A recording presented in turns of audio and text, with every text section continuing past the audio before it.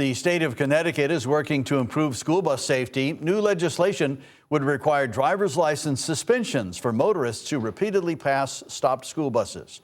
Fox 61's Valerie Moravi talked to some drivers about the idea.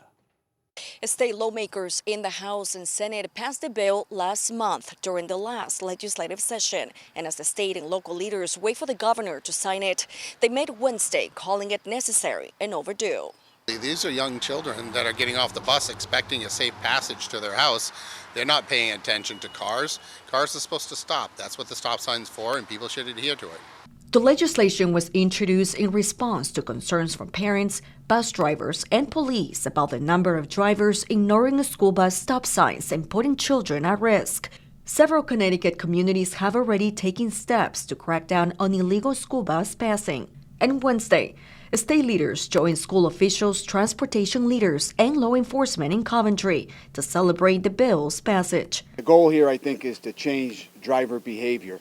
And a fine is hundreds of dollars. If that doesn't get through to someone to change their driving behavior, then 6 months to go without a license is a long time, and hopefully that works to change the behavior and keep the kids safe. Scott Roberts of Coventry says the logic behind the bill is simple. I mean, at the end of the day, we need to protect our children, and people need to understand that it is a safety hazard passing a bus when the stop sign is up.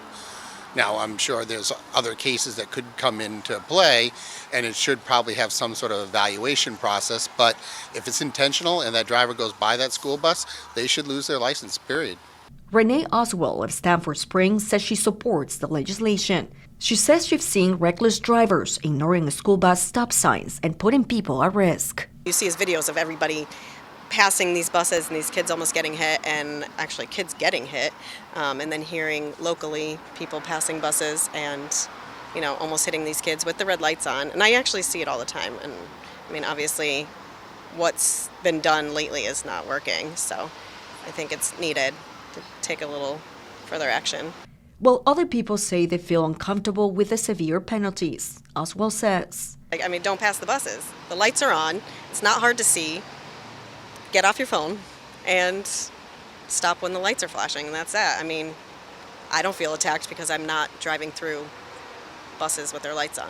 Supporters of this bill say mandatory license suspensions add another layer of accountability for drivers who repeatedly ignore school bus safety laws.